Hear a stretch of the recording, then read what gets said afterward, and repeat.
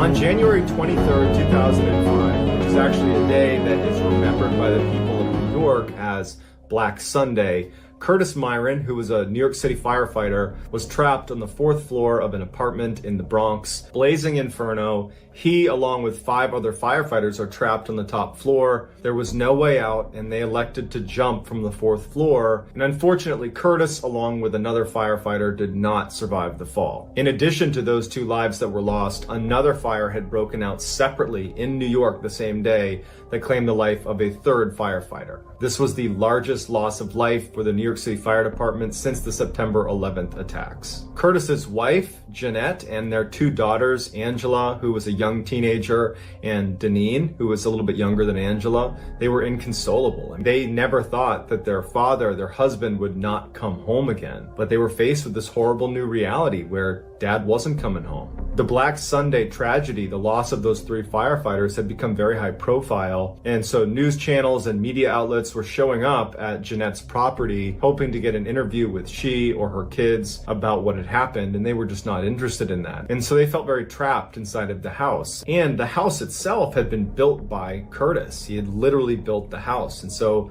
it was just a constant reminder of the sadness of this loss. And at some point, Jeanette just said to the girls, I think we should move. I think we just need a fresh start. This is too much. It's too much to be here. Let's just move. And the girls were very eager to leave. So Jeanette starts doing some house hunting, and quickly she finds this nice little house on Long Island where they live, but farther away from the city. And it was sitting on an acre of land, which for the price that was being asked for it, it was unheard of. They went to the property, and Jeanette could see that the house needed a ton of work. But all of Kurt's firefighter buddies were very eager to support Jeanette and her kids, and they offered to come by and actually help them do the renovations on the house. And so Jeanette bought the house, and very quickly she and her 2 daughters moved in, and all of Kurt's firefighter buddies showed up and began this massive house renovation. I mean, they were basically tearing it down to the studs and rebuilding the whole house. Because of this massive renovation project, a lot of the doors and windows were not secured, and so at night Jeanette felt really uncomfortable, so she went out and purchased 7 cameras to fit on the outside of the house to monitor the property, and all of the cameras streamed to her laptop where she could watch them at any time. And so she found herself watching these cameras a lot on her laptop, just kind of reflexively watching what was happening around her property.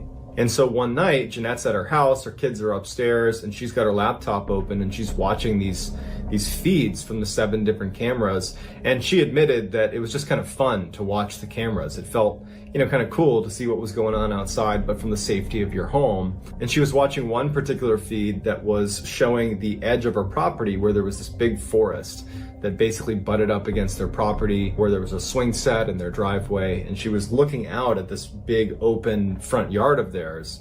And from the tree line, she watched a figure emerge it looked like a man in a cloak, walk up to their driveway and walk a little ways down the driveway before stopping and staring up at the house. Jeanette was so caught off guard by what she was seeing that she didn't do anything. She just stood there watching this figure. And as soon as the figure had gotten there and was watching the house, it turned back around and walked back into the woods and vanished. It was late. Jeanette didn't know what she'd even seen. The cameras were not super HD, so she thought it must have been an animal or it was just an anomaly of the camera itself.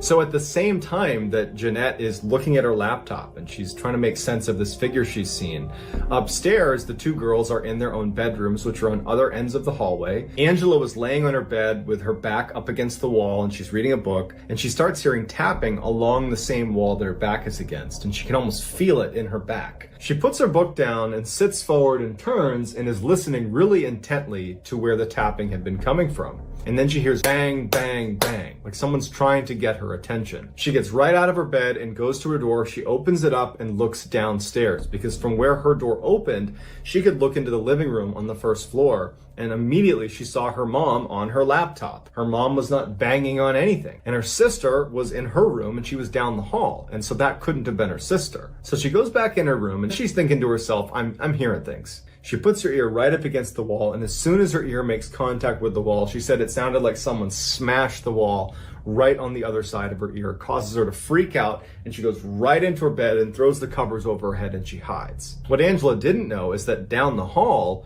Her younger sister, Deneen, had heard tapping as well, but her tapping sounds were not coming from the wall, they were coming from the door. And she thought her mom had come upstairs to see what she was doing, so she got up, walked to the door, opened it up, and there was nothing. She did the same thing that Angela did and poked her head down and saw her mom sitting on the couch. She looked down the hall and she saw that Angela's door was closed. It wasn't Angela. So she shuts the door, and as soon as it shuts, she hears 3 distinct taps on the door. She opens it up again, there's no one there. She too runs into her bed and jumps under the covers. The girls would say in interviews that the tapping sounds continued periodically throughout most of the night, but at some point they both managed to fall asleep under the covers. The next morning, the girls go downstairs and they're in the kitchen and they tell each other what they had heard the night before. And they both start feeding off of each other because they both had this experience and didn't realize it. Angela would say to Deneen, yeah, I heard these tapping sounds. Deneen is picking up on her fear and she's saying, I heard tapping sounds. And the kids are really wound up. And that's when Jeanette comes into the kitchen and she sees her kids talking about something that seems really intense. And she goes, what's going on? What are you talking about? And they said, Mom, we think something's wrong with the house. We heard tapping sounds last night. This happened to me. This happened to me. And Jeanette just says, guys, it's a brand new house. We aren't used to the sounds the house makes. I'm sure it's just pipes or, creaking floorboards or something. You guys are overthinking it. Don't worry about a thing. The house is fine. Over the following few days, some of the firemen that were helping renovate the house began to work on the basement. The basement was full of clutter. It was like whoever had lived there before had never taken anything out. Very old pieces of machinery and furniture and strange boxes and papers. And the first step to fixing the basement was just going to be emptying it. And so the firemen were removing things from the basement when one of them, his name was Tom, he was one of Kurt's very good friends, Tom discovered that on the ground underneath all the clutter was this large pentagram, which is a 5-pointed star inside of a circle that is almost always associated with satanic worship. Tom gets Jeanette to come downstairs and he shows her what's on the ground and he says, what do you want me to do about this? And Jeanette said, paint over it. I don't want my kids to see this. But what Jeanette didn't know is that the kids had actually been playing outside over the past couple of days out in that forest in their property. And they had found a number of pentagrams carved into trees, into rocks, carved into the dirt on the ground. They were everywhere. They decided not to tell their mom because they didn't want their mom to worry. So they're both siloing information about these pentagrams all over their property. A couple of days later, Angela was going to be home alone for a few hours. And Jeanette had given Angela some chores, which included cleaning out the refrigerator. And so Angela's in the kitchen and she's got the fridge open and she's taking things out and cleaning off each of the different drawers. And she can't help but feel like someone is standing behind her. She kept turning around and no one was standing in the kitchen, but she just could not shake this feeling that someone was behind her. And so she's looking at the fridge at one point and she's about to just give up on cleaning the fridge and explain to her mom that she would just do it later, when all of a sudden she hears behind her this loud explosion. She hears pots and pans and knives and forks clattering all over the ground, and she instantly turns around and every cabinet, every drawer has come flying open and all of their contents have come smashing onto the floor. She sprints up to her bedroom screaming and hides in the corner. Shortly thereafter, Jeanette comes home, she goes inside and she sees the kitchen is an absolute mess. It looks like someone had broken in, and she starts screaming for Angela, thinking the worst. Someone's broken in. What happened to my daughter? She's running upstairs, screaming for Angela. She finds Angela curled up in the corner of her bedroom. What's going on? What happened in the kitchen? And Angela just could not put an answer together. She was so shocked by what happened. So Jeanette tells her to stay here. She runs around the house, making sure that no one's there. She gets her laptop, goes back to Angela, opens it up, and she checks the footage. No one's in their house. No one's been near their house. All the while, Angela's just sobbing hysterically. And finally, after Jeanette is convinced that there has not been a home invasion, she turns to Angela and she's like, what is going on? Why does the kitchen look like this? And Angela tried to explain what happened, but it just didn't make any sense. And so Jeanette was getting frustrated with Angela and saying, did you do that down in the kitchen? But when Angela didn't change her story and just looked terrified, Jeanette started to see that Angela wasn't lying. This incident really rattled Angela, and Jeanette would comment in different interviews that it was at this point that Angela began to withdraw quite a bit. She was really upset about what had happened in the kitchen, but there wasn't really a good way to handle it, and so Jeanette didn't know what to say to her daughter. Angela didn't know how to talk about it, and so it was just this awful cloud in their life.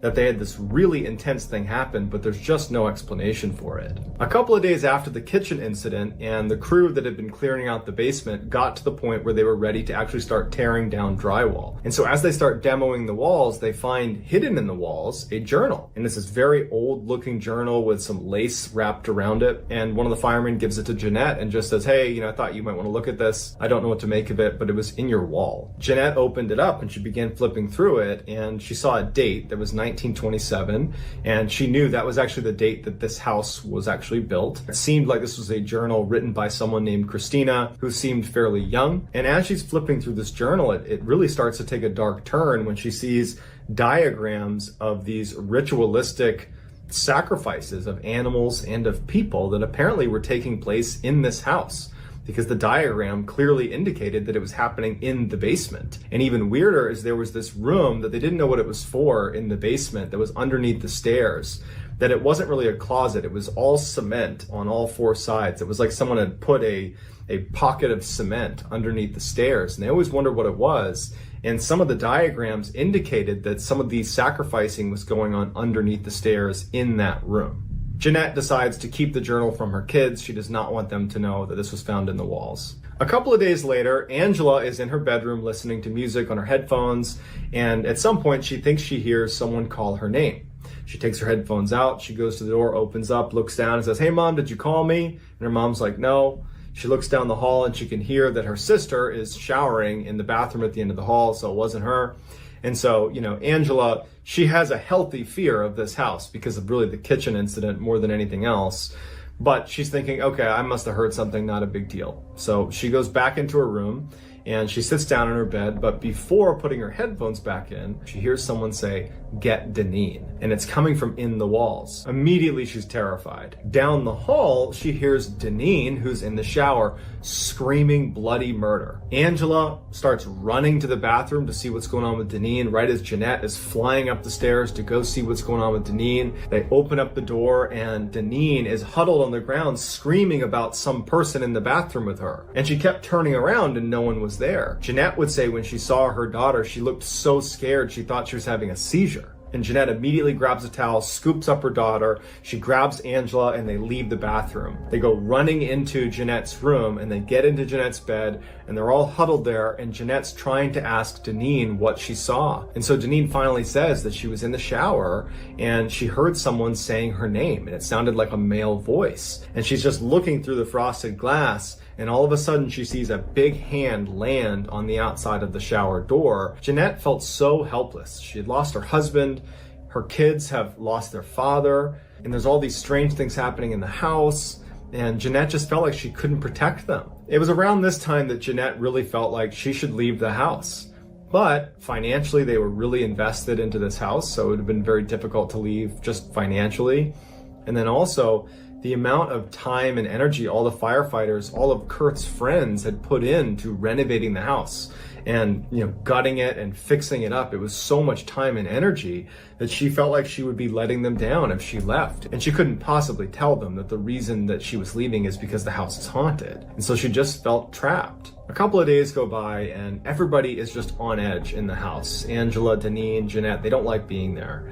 And Angela just felt really cooped up when she was home, and she was just scared of being in the house. And so one night she decides to go outside and just swing on their swing, which was on their front property. Jeanette is inside the house doing dishes where there's a window that looks out the front of the house where you can see this swing set. When she finishes doing the dishes, she takes her eye off of Angela for a moment and she walks into the other room to sit down on the couch. She grabs her laptop, she opens it up and figures she can keep an eye on Angela using the security camera that was pointing in that direction. So she opens up the program and she pulls up all the camera feeds, and she's shocked when on the camera feed with Angela, she sees the same cloaked figure she had seen the first time she'd been looking at the live feeds, standing right behind Angela. And immediately she's up and sprinting outside, screaming for Angela. As soon as she gets outside, she hears Angela screaming for her mother before she's even seen her mother. And when she turns the corner, she sees Angela screaming in pain on the ground in front of the swing, and there's no cloaked figure anywhere. She runs over and she can see that Angela's ankle has been badly broken or dislocated.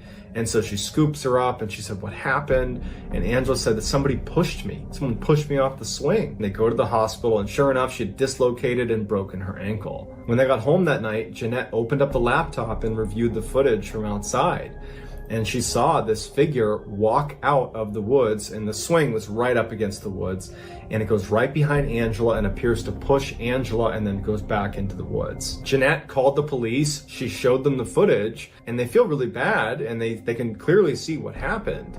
But there's no way to identify the figure that came out of the tree line. They just told them to be careful, don't go in your woods, and if you see this figure again in any of your camera feeds, call us right away and we'll come right over and we'll do what we can. So at this point, Jeanette is terrified. She can't protect her kids, and she doesn't leave them really at any point. She's 24/7 in the same room with her kids. They're sleeping in the same room, and the only time she would leave them is during the day for very brief stints. And on one day, a couple of days after the swing incident, Jeanette needed to go to the pharmacy, and so Angela's going to be alone for about an hour and a half. And so her mom leaves, and Angela is in her bedroom, and she's sitting on her bed, and she's listening to music. At some point, she thinks she hears banging coming from somewhere in her room. Now, at this point, Angela's been pretty shaken up after living here. She had the incident in the kitchen where everything flew out of the drawers and cupboards. She's been hearing tapping and banging sounds. She has her sister's story about the hand on the glass in the shower. She just got pushed off a swing by some cloaked figure. I mean, she's scared of this place. And so every sound is going to terrify her. And when she started hearing that tapping sound, she took out her headphones. She looks over at her closet and she can see that the doors are rattling. She is so immediately scared that she gets off of the bed and goes underneath and tucks up against the side of the wall. She could actually see the bottom of the closet, and she can see it still rattling, and she's tucked up against the wall. And as she's looking, the doors slowly slide open, and she sees a figure walk out of her closet that must have been standing there the whole time that she'd been laying on her bed. She said this horrible smell filled the room, and she said that it looked like it had human feet, bare feet, but it was a totally dark figure. It was hard to really pick out if it looked human or not, but it began walking around her room, and she believed it was looking for her, and she heard its footsteps as it walked all over her room. And at some point, it walks into the hall out of her bedroom. And she's just laying there under her bed, hoping that it doesn't come back. And then when she thinks it's walked all the way downstairs, it goes quiet. And then she hears it running up the stairs, running into her bedroom, runs right in front of the bed. Its feet are aimed right at her. It climbs onto her bed. She can hear the springs condensing right above her. And she's looking out wide-eyed, holding her mouth. And all of a sudden, its head appears looking down directly at her. And it's this dark face, sunken eyes. It looks like its skin is rotting off of its head, and it's just staring at her upside down, looking directly at her. At this point, she screams, and the figure goes back up onto the bed, and now it's sitting right above her. She's screaming uncontrollably, and then she hears it get off the bed, but she doesn't know where it went in the room. And so for the next 45 minutes, she lays there expecting this thing to come back. It knows where she is. It knows she's under the bed. And she can hear it occasionally running around the house. She can just smell this horrible smell. And at some point, she hears her mom's car outside, and she starts screaming for her mother. Her mother must have heard her because she comes bombing into the house. She runs up the stairs. She's screaming for Angela. Angela's screaming for her mom. And then she finally finds Angela under the bed. She pulls her out, and she holds her, and she's trying to figure out what's going on. And Angela's saying that he's in the house. He's in the house. He's in the house. I don't know what it is. He came out of my closet. Jeanette runs all through the house looking for anything or anyone in the house. There's nothing. It's gone. At this point, Jeanette is at her wit's end. She doesn't know what to do. So she takes Angela. She gets in the car. They drive to where Deneen is. Deneen was with a friend at the time. They get Deneen. So the three of them are together now, and they drive to Jeanette's parents' house. And while they're there, Jeanette calls a paranormal investigator, and she says, I need your help. I need help to get rid of what's going on in my house. And so she gets in touch with this woman named Liz, who offers to do a cleansing of the house. And after the cleansing was done, Jeanette would say that it appeared that everything stopped in the house. And somewhat unbelievably, Jeanette and Angela and Deneen decided to stay in the house where this demon was. that they felt confident that the cleansing had gotten rid of it, and to this day, they still live there. If it was me, I would have been out of that house and never gone back. In 2014, Aaron Hedges was 38 years old, he lived in Montana, and he was an avid hunter. During the hunting season, Aaron was known to spend almost every weekend or every other weekend hunting in one particular area known as the Crazy Mountains, or the Crazies for short. The Crazies are a mountain range in Montana that are actually disconnected from the Rocky Mountains. So they're very isolated, and they're beautiful, but they're incredibly rugged and very steep. Aaron knew this area like the back of his hand because he was there all the time hunting. In fact, he was there so often that he began placing caches of sleeping bags, food, water. He cached this all over the Crazies. And he knew how to get to his cache points without the use of a map. He just could look around and know where he was, and he could walk to his cache point. On September 3rd, 2014, Aaron, along with two of his close friends, decided to go on a hunting trip to the Crazies for a week. They planned on staying right next to this lake called Campfire Lake, but in order to get to it, they had to hike into the Crazies. You could not drive a car to where they were going to stay. So they got 2 horses and a pack mule,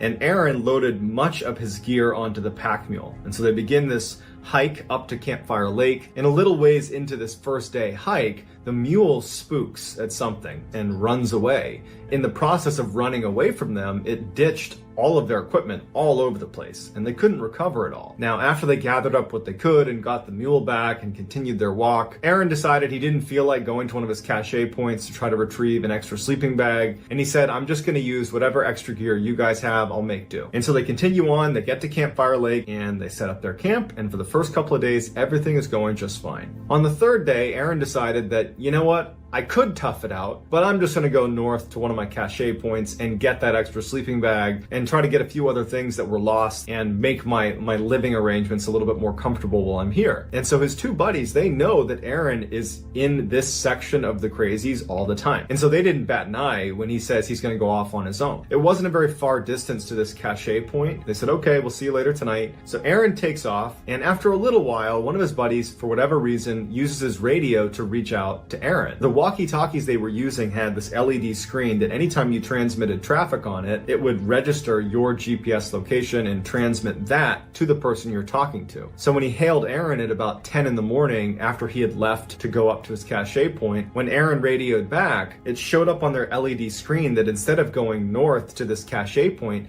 he had deviated and gone very far to the east. And he would say on the radio, Aaron would say back to them, hey guys, I got mixed up and I missed the turn to go up to the cache point. I'm trying to find the trail to get back to the cache point. But they expect him, based on what he said, that he was just going to turn and go to the cache point and come back to where they were at some point that night. But here's the first weird thing about this case. Aaron got turned around and basically missed the turn at this really obvious fork in the trail. If you go this way, you'll get to your cache. If you go this way, you'll end up where Aaron is, and it's the complete wrong way. And you know it's the wrong way because on your right-hand side, if you're going this way, there's going to be a creek on your right. Whereas if you go towards the cache, you're going uphill and there's no creek. So for Aaron, in perfect weather conditions, to have missed a very obvious fork in the road that he knows well is a little bit strange. Not to mention, where he showed up on their GPS when they talked to him on the radio, he was a ways down the wrong direction. He would have been next to that creek for long enough that he should have already turned around. It's like making a wrong turn and going 45 minutes to an hour in the wrong direction when you already know it's the wrong direction. Why are you still going that way? But his friends were not that concerned. They had just spoken to him on the radio. He's saying, I got turned around. They're expecting him now to show up a little bit later in the day, maybe in the evening at some point. So that night when he doesn't show up, they try radioing him and they can't get through to him.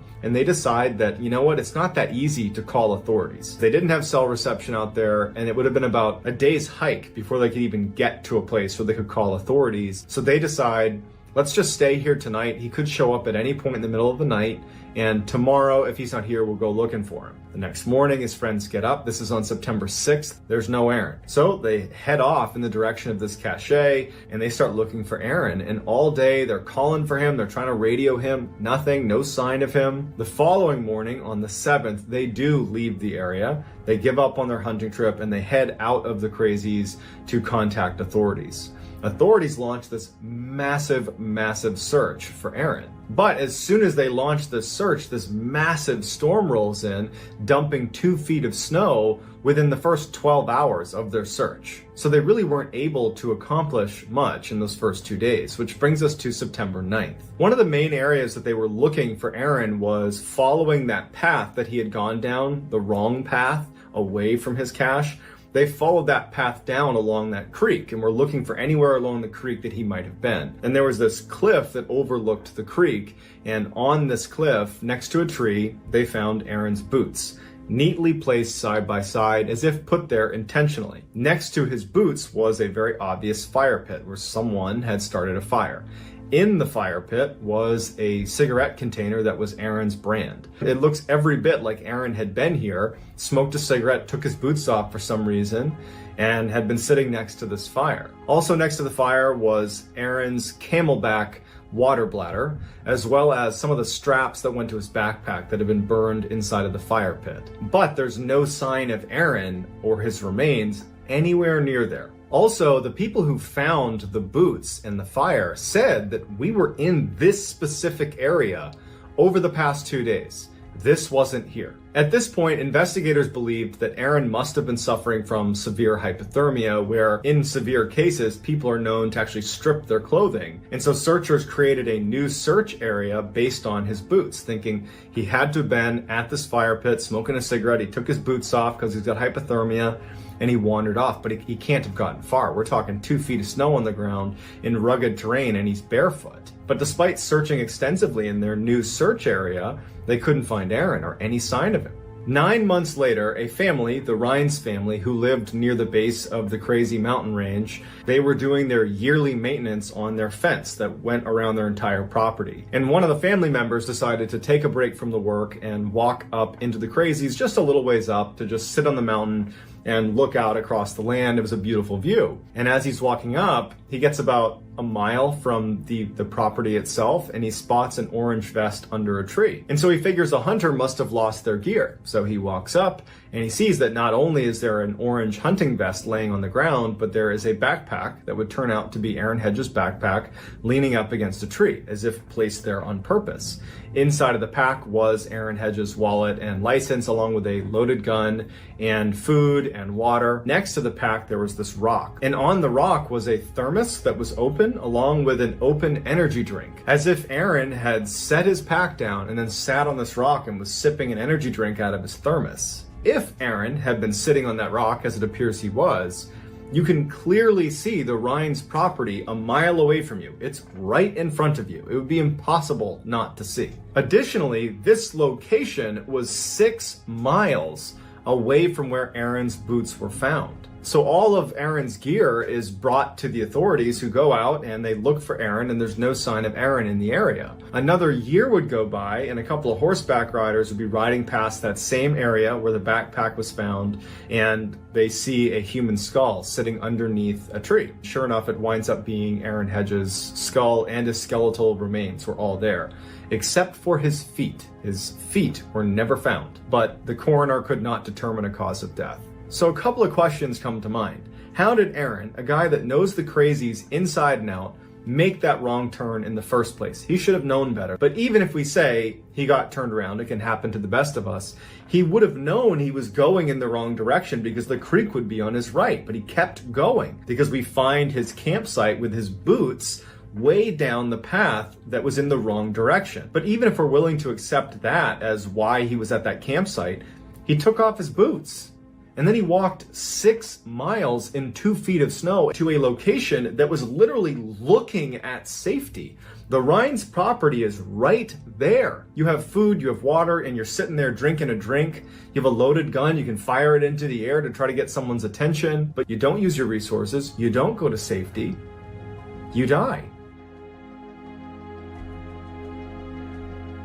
In 2018, Terrence Woods was a 27-year-old filmmaker / journalist who had, ever since graduating college, traveled the world filming in locations that are very rugged and sometimes quite dangerous for these documentaries and TV shows that he was known to work on. In October of that year, Terrence was going to travel to Idaho with a production company called Raw TV. They were doing a TV series around an abandoned gold mine called the Penman Mine. Penman Mine was located in an area that is quite rugged in the middle of the backcountry. Terrence had previously worked on 2 different backcountry shoots. One was done in Turkey and the other was done in Alaska. So he wasn't an expert by any means, but he was accustomed to being out in the wilderness to do some of these shoots. Prior to leaving for the trip, he had texted a number of his friends and just said he wasn't really that excited about going on the trip. His friends would later say to investigators that his language was not alarming. He was just kind of complaining about not wanting to go on a particular work trip, so it didn't stand out to them at all. Terrence arrives in Idaho in early October. He texts his father to let him know that he's landed, he's made it to the hotel. Everything seems to be going normally. He was supposed to be there until mid-November, and that's what everybody in his circle was expecting. So on October 5th, when Terrence sent a text to his father that just said, "I'm going to be coming home on October 10th," and there was no explanation, his father wondered why. And so he wrote a response and said, "Why are you cutting your trip short?" But he never got a response because Terrence had actually already left for the day on October 5th to go do a shoot at this mine, and he'd be out of cell phone reception. On October 5th, the crew that was around Terrence all day reported that he was acting very strangely. He was very quiet, withdrawn, wasn't really talking to anybody. And at the end of the day, when they were wrapping up shooting, one of the producers was sitting in a vehicle waiting for everyone to kind of finish up, packing up, and Terrence said he wanted to go relieve himself. And he walked over to the edge of this cliff, and for whatever reason, this producer, he didn't know why, but he just thought he needed to look to see if Terrence was okay. And he turns to look where Terrence was standing at the edge of this cliff, and Terrence isn't there anymore, and he sees Terrence's radio is now sitting on the ground standing there. And there was just something about the scene that he saw that he instinctively knew something's wrong, and he actually ran up the cliff in case Terrence had fallen off of it. But when he got to the edge of the cliff and looked over, he was shocked to see that Terrence was down there, about 15 feet down, but wasn't laying on the ground like he had fallen. He was sprinting down the hill, not saying a word, not looking up, running at full speed down the hill into the forest. The producer didn't know what to do. He kind of yelled to some other people and said, "Hey, what's Terrence doing?" No one knew. And so the producer and somebody else also began chasing after Terrence. But after a little while, they couldn't catch up to him, and they were worried that by chasing after him, they might scare him. And so instead, they immediately go and they call authorities, and this huge search is launched for Terrence. So for a week, you have all these people looking for Terrence. You have people on foot, you have dog teams, you have a helicopter with infrared technology. You have all these people combing this area, and there's no sign of Terrence. One of the search and rescue officers commented that it would have been so hard to get away from this search because the ground inside of that forest was so covered with fallen trees that there were times where you were just walking on fallen trees. You weren't even touching the ground. And so the idea that Terrence could run in there and effectively evade this massive search that had kind of encircled the area, it just didn't make any sense, but there was just no trace of him. And to this day, we have no idea where he went. There's never been a sign of what happened to Terrence. He just started running away for reasons we don't understand and disappeared.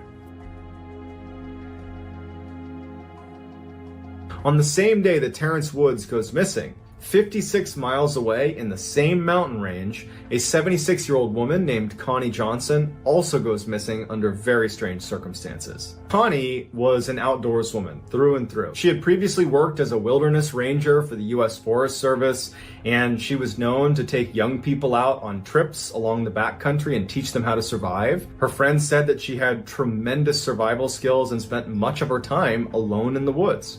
Connie was working as a camp cook for Ritchie Outfitters. It was a company that organized hunting trips in the Idaho and Montana backcountry. The camp that she was actually working at was not accessible by vehicle. You had to get there on foot or on horseback. On October 2nd, all of the hunters at the Ritchie Outfitters camp that she was working in left for a 3-day hunting trip. They said bye to her and bye to her dog Ace, and they were gone. She was the only person at the camp. The following day, they got a very strange radio transmission from Connie. They couldn't understand what she was saying. They couldn't tell if she was mumbling or if there was something wrong, or maybe it could have been the radio. But when no one could understand what she was saying, they ultimately said, "Okay, I'm sure she's fine." And so a couple days go by, and on October October 5th, the hunting party returns to the cabin, and Connie's gone, as well as her dog Ace. They're both gone. All they could find was Connie's jacket was laying over her gun that was sitting on a picnic table. That was it. A very intense search was launched that included the National Guard, the Air Force, helicopters, dog teams, ground searchers. They couldn't find her or her dog. And so on October 16th, they called off the search. 3 weeks later, Ace, her dog, would show up 15 miles away from where they had gone missing. The dog was emaciated, but was okay. They fed the dog, and then they tried to get the dog to help them find Connie, but to no avail. To this day, we have no idea where Connie went or why she left the camp to begin with. In February of 2008, the Pilkington family, which was David and Camilla, along with their two sons, Timothy and William, who was 7 years old, were on vacation on the west coast of Vancouver Island. They were staying in this tiny little town called Tofino, which was at the end of one of the peninsulas on the island. There was maybe 20 streets in the town. There was only a handful of places that you could stay. Everybody knew everybody on the island. I mean, it was really a tiny place. One morning, David wakes up early and decides he wants to take both of his sons down to one of Tofino's beaches. And so he gets Timothy and William, they walk over and they go down this flight of steps that leads down onto the beach itself. And when they get to the bottom of the steps, William says he wants to stay at the foot of the stairs. Timothy wants to go actually walk around the beach with David. And so David couldn't convince William to come with him and with Timothy. And so he says, okay, William, you stay right here. I'm going to go with Timothy for a couple of minutes and walk around the beach. So David and Timothy walked only about 10 or 15 meters away from William, who was just standing at the foot of the stairs, just watching his dad and his brother. And at some point, David would say that he turned his back on his son. He said it was maybe for a minute. And he was looking at Timothy and they were doing whatever they were doing. And then when he turned around, William wasn't there anymore. And so David instinctively runs over because there's nobody else down there. There's nowhere really for him to have gone. But he runs over, he's looking on the sides of the stairs. He can't find his son. You know, he's looking where he could have gone, and it only made sense for him to probably go up the stairs. It wouldn't have been long enough for him to get into the water. It had only been about a minute he had turned his back. And so he goes up the stairs, he's looking around, he can't find his son. And this huge search is launched for this boy because this just happened. It's a very small area. They figure they can find this kid. The main area they were going to look was inside of the forest. Tofino had a very dense forest right in the middle of it. And since the beach butted up against the forest, they figured that the boy could have walked up the stairs and made it into the forest in that 1 minute that his father's back was turned. And so after an exhaustive search of this forest and there's no sign of him, unfortunately investigators began to look to the beach and were waiting for a body to wash up on shore because historically the only people that ever went missing in Tofino were either found in the forest or they washed up on the beach. Those are the only two places you can go. There isn't anywhere else you can go. But the boy never washed up on a beach and they never found a shred of evidence ever in the forest where that boy was. He just vanished. So unfortunately, like basically all of the missing 411 cases, you have a baffling set of circumstances with no clear resolution. We don't know what happened to these people, and we probably never will. In 2006, Susan Lewis and her daughter Jamie moved into a new home in Southern California. It was this nice little house that they referred to as their sanctuary. They loved it there. And shortly after moving in, Susan's new boyfriend, Matt, he moved in as well. Matt and Jamie got along great. Also, Matt had a daughter named Marie, who was the same age as Jamie. And so those two got along great. Susan and Matt are getting along great. One happy family living in this beautiful little home that they call their sanctuary. I mean, it's a charmed life. Everything would change when the peanut butter spilled. A few weeks after moving in, it's this beautiful summer day, and Matt and Jamie and Marie are all outside goofing around in the pool, and Susan steps away from them to go into the house to make lunch for the group. Susan goes into the kitchen and she sees on the counter that a peanut butter jar had its lid off and had been turned on its side. And oddly enough, the peanut butter seemed to be running out of the jar like it had been melted. It was like in a liquid state, pouring out of the jar and had gone all over the ground. She felt the temperature in the air and it wasn't very hot. So she figures one of the kids must have come in here and for whatever reason, microwaved the peanut butter and then dumped it on the counter. And so she reflexively turns around. She's like, Jamie, her daughter, Jamie, get in here. Jamie comes inside and she's like, what, Mom? And she's like, did you do this? And Jamie would say that she literally laughed at her mom. Like, why would I do that? And her mom's like, well, I don't know. Do you know if Marie did this? And she's like, no, we've been outside. So she shoos her daughter away and she calls in Marie. And Marie too is like, no, I didn't touch the peanut butter. Susan ultimately just kind of says, okay, the kids don't want to own up to it. It's a great day today. I'm not going to let this ruin it. And so she's kind of rationalizing what's going on. She's thinking, okay, one of the kids must have knocked it over without meaning to, and maybe it was warmer in here and I just didn't realize it and it melted. Any number of things could have been the reason for this, but I just don't care. After cleaning up the peanut butter, Susan leaves the house and they, all four of them, spend the rest of the day goofing around outside near the pool. When they come back in the house later that day, they find that there have been cans that you would keep in your pantry, like canned food, stacked on each of the steps leading upstairs. They also find that there have been random objects placed all over the house in strange patterns. In the bathroom, they find shampoo bottles stacked on top of one another, hairbrushes arranged in a star pattern on the counter. They open the microwave and find peanut butter jars and other random canned foods and stuffed animals from the kids' rooms in the microwave. The cleaning materials underneath the sink had been pulled out and arranged in a height line from shortest to tallest on the kitchen floor. Also, there were just strange liquids all over the walls. It looked like maybe ketchup or other sauces. They couldn't really tell what it was, but it was sprayed all over the house. There was shampoo on the walls and soap on the walls. And so when Susan and Matt and the girls go inside, they think that someone's invaded their house. So they run back out again. They're kind of looking around the property, wondering what they should do. And no one's come near their property. And they would have seen someone come to their property. So they start filming it. They go in and they film what's going on. That's why we have all these pictures. And they have no idea what to make of this. Matt believes it's Jamie, so not his biological daughter. Susan believes it's his daughter, Marie, and it starts this awful conflict between Matt and Susan. This would be the start of what would turn out to be a major fracture in this family, because it just continued to grow. You got to put yourself in their position. If you're Matt or Susan, you don't want this to be anything other than one of the kids did this. If it's not one of the kids, it means you had an intruder in your home. If it's not an intruder, then what caused it? They believe that the other child is doing this. They believed it so much that they did not see reason, but more than that, it would keep Matt and Susan from handling this the way I think anyone should have, which is get the police involved. They don't. So they start cleaning it up, and the house was really a mess, so it took quite a while to clean it up. And they ultimately just kind of moved on in that way that people who are in denial move on because you're in denial. That's what they were doing. So a week passes since finding their house in disarray with cans and jars all over the place and liquids on the walls.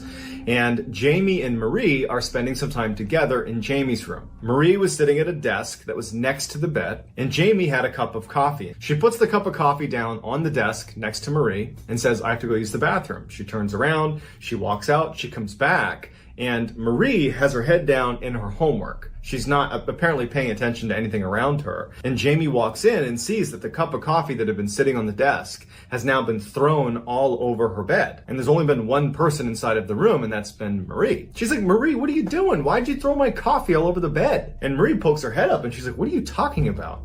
And she looks over at the coffee and she's just as surprised as Jamie is. She's like, I didn't do that. Jamie doesn't believe Marie. She's mad at her because Jamie believed that Marie was the one responsible for placing the cans and everything all over the house. And so this was just another example of her trying to get attention or something like that. Jamie leaves the room to get some bleach. She comes back and she puts the bleach down on her dresser. She had all her drawers open with her clothes out. And she has this bottle of bleach sitting right at the top of this dresser. And so she goes over to the bed, picks up the cup itself that had the coffee. She puts that back on the table, turns around to get the bleach, and the cap has been turned off and it's now dumping bleach all over her clothes. It's just pouring out. Marie had been sitting in the chair the whole time, and Jamie had seen her the whole time. And so when she sees the bleach dumping all over her clothes, she knows it could not have been Marie. So she screams. Marie looks over. She sees what's going on. She screams. Susan hears this and comes charging in the room, and she's like, what's going on? The girls can't describe what's going on. And as they're standing there, a picture frame falls off the wall. And it startles them all. They're looking over, and then another picture falls. It's one thing to have one picture fall, but to have two fall in close succession to one another, that's not a coincidence. Susan sees the pictures fall. She hears her kids in hysterics, and they run out of there. They get in the car and actually just leave the house because the girls just did not want to be there. This was a big moment in this story because to this point, Jamie, without saying anything, believed Marie was responsible for placing everything around the house and making a mess in the house. Marie felt the same way about Jamie. Again, they didn't say it to each other, but it's how they rationalized it. Susan was doing the same thing, but for both of the kids. She basically believed that either Marie or Jamie had placed the cans all over the house.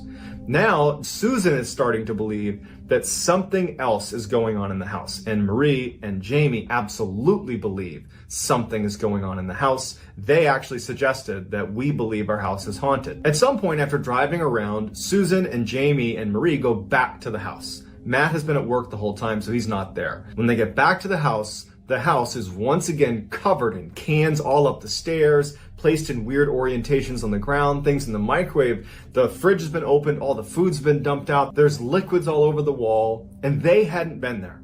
And neither had Matt. Now combine it with the fact that you just had this coffee and bleach incident and the picture's fallen off the wall. They're talking about the house being haunted. You can imagine what it was like to walk into that house and see it like that all over again when it could not have been Jamie or Marie or Susan. When Matt came home that night, he was just more convinced that it had to have been Marie or Jamie or even Susan, because Susan's acting like something's going on here, something paranormal's going on here, and he wasn't there.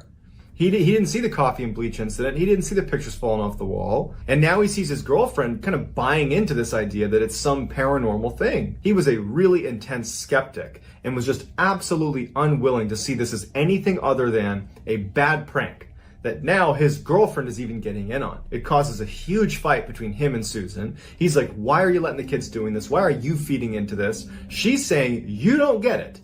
There's something wrong with this house. Practically at each other's throats, they pick the house up again. It takes forever. They put everything back. And by the end of it, it's like no one wants to talk to each other. The kids are fighting with each other. Susan and Matt practically hate each other. And that's how that night wraps up. That night, all the power went out in the house. And all they heard all night was doors banging nonstop. And their stove is set to light. So all you hear is that clicking sound. They couldn't get it to turn off. I mean, right in front of them, there's all this paranormal activity and they're recording it. And they have no idea what to do. Even though we view this story and say, come on, guys. Either this is an elaborate hoax or you gotta go to the police. You gotta do something right here. You're doing it wrong. You're in denial. You're fighting with each other. You can't do that. You gotta do something about this. But now put yourself in their position. Their world has been completely turned upside down. Everything they believed and understood about the world is being questioned right now.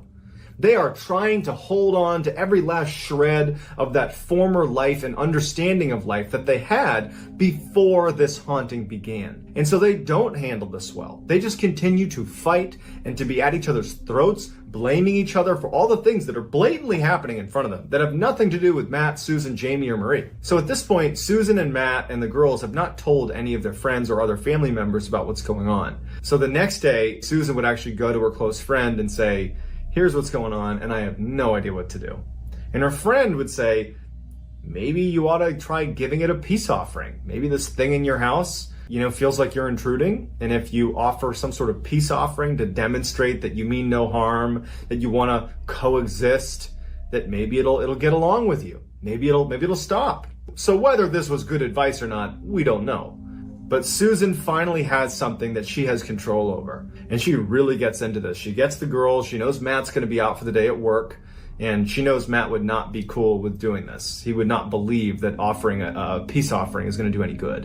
It would just cause more fights. And so she saw this window of time to take the girls and do this peace offering. She had this little figurine. It was a cat figurine. Susan loved cats, and she figured that a cat represented something she loved. And so it would be the perfect kind of deliberate, intentional offering showing that she means no harm, they mean no harm. Let's kind of call a truce here. And she puts candles on this table, and she puts the cat right in the middle, and she doesn't know what to say or how to do it. And the girls are just sitting there like, what's happening here? And Susan just kind of says, please accept this gift.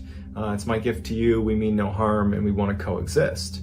And it just so happens that as they're performing this kind of ritual, Matt came home. He had not slept the night before. It had been a really bad night with the slamming of doors and all that craziness. And so he left work early. He called in sick, basically. And he comes into the house and literally sees Susan doing this kind of ritual with his daughter and his stepdaughter. And he immediately goes to like, absolutely not. We're not going to go to trying to interact with this thing. We're not going to act like it's real. It's not real. And so he goes over and he kind of picks up on what they're doing, that this cat figurine is at the center of attention. And, Susan and the girls are telling him, don't do anything, don't touch it. And he takes the figurine and he walks out to the back deck and he throws it onto their backyard. And Susan and the girls are crying because they're like, oh my gosh, you're gonna make this so much worse. Everybody's attention is towards the backyard.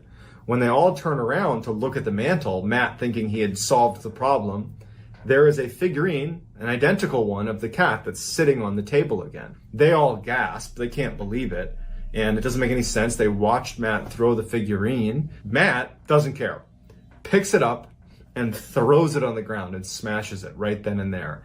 And it's just this crazy sequence of events that when you hear the firsthand interviews with Susan, she can barely describe this moment because you're seeing something reappear.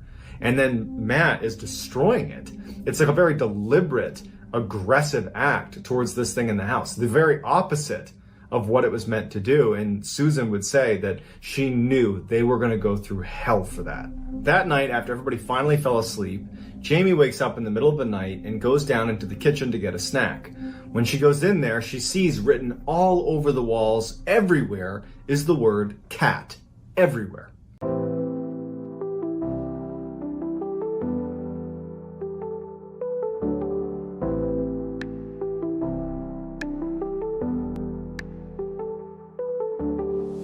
Feel the waves crash gently underneath the silver moon. Close your eyes and let go, floating into something new.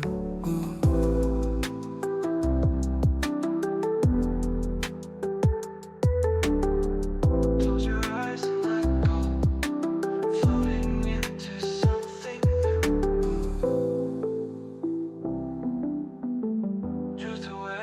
Drift away, let the night just pull you in. Find your way, through the stars we begin.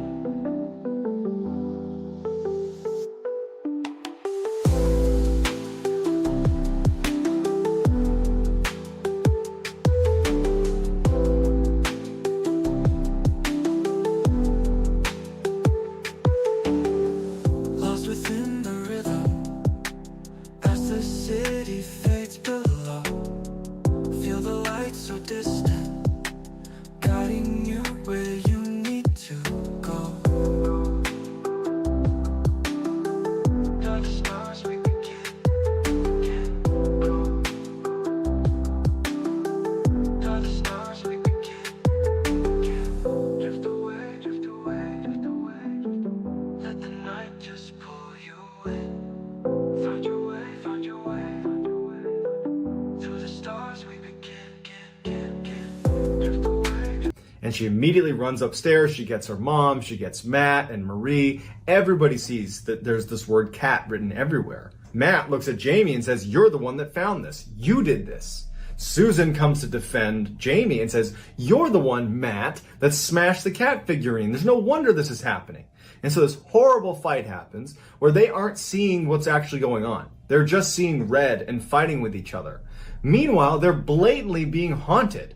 In addition to cat being written everywhere, the house had been completely ransacked. I mean, everything's been dumped out of drawers. Everywhere that you could make a mess, there had been a mess made. And no one woke up to it. They were all in bed. No one woke up to this much of a mess. It didn't make any sense. They start cleaning up this horrible mess.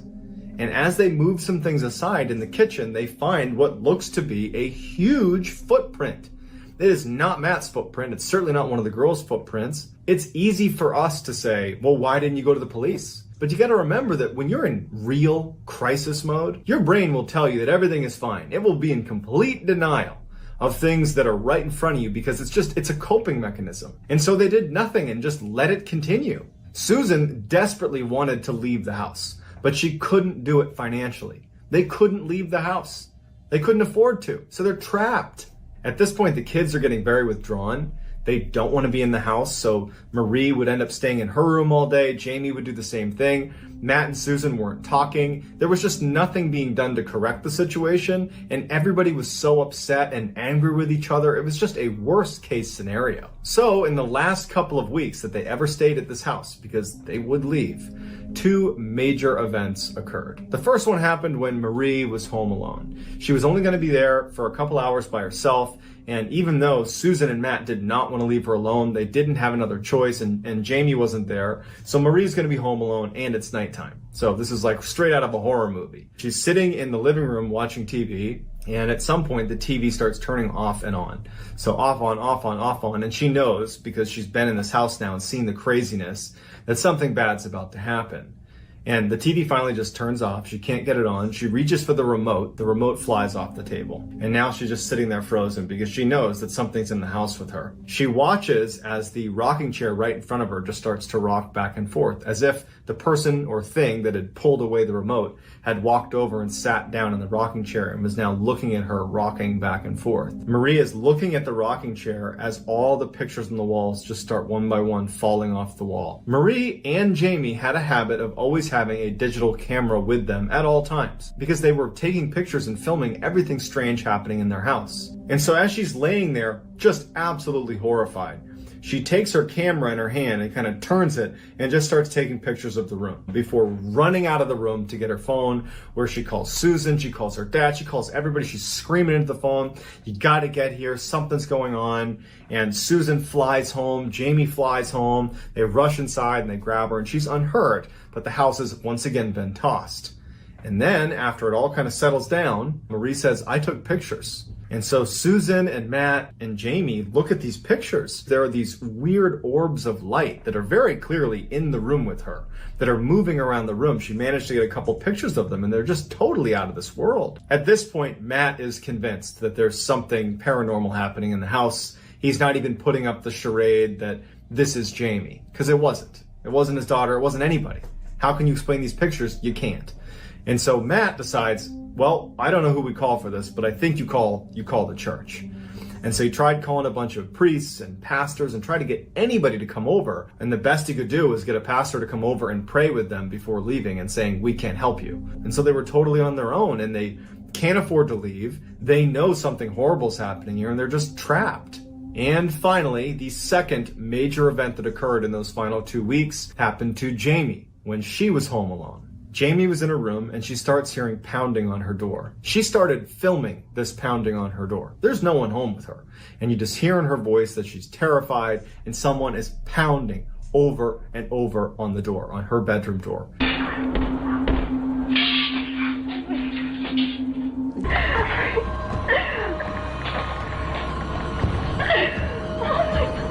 And at some point she knows she has to go into the hall. And so she goes over to the door. She's building the strength to reach down and open the door. And as soon as her hand would go near the doorknob, the pounding on the other side of the door would stop. Like it knew she was about to come out into the hall. And so she didn't open the door, and she went back onto her bed and she just sat there in the fetal position for 3 hours, listening to something smashing nonstop into the door. At some point, the banging stops. And after a few minutes of the banging being done, she thinks this is her chance to escape the house. She opens the door and there's no one there. But the door on the outside, where the knocking had been happening, there's this huge dent and divot in the door. And the door handle on the outside, from the hallway side, has been bent downward. On the ground in the hall is a pile of utensils, pots, pans, silverware, knives. This thing had been using tools to try to open the door. Next door to her room was a bathroom, and the bathroom door did not have a doorknob on it. You basically just pushed it shut. But there was a space for a doorknob that you could actually look through. They just hadn't put it on there yet. And she noticed in the bathroom that the light was flickering. And she thought, I think it's in there. And she decides she's going to try to trap this thing. So she goes to her desk where she had some string. She goes back over and loops the string through this hole in the door and leans back and pulls the door shut, thinking she's trapped this thing inside. As soon as she does, she starts feeling resistance on the door. Someone is pulling back. And at some point, the string gets cut and she falls back into her room. At which point, the bathroom door swings open and she says, I'm about to come face to face with something out of my nightmares.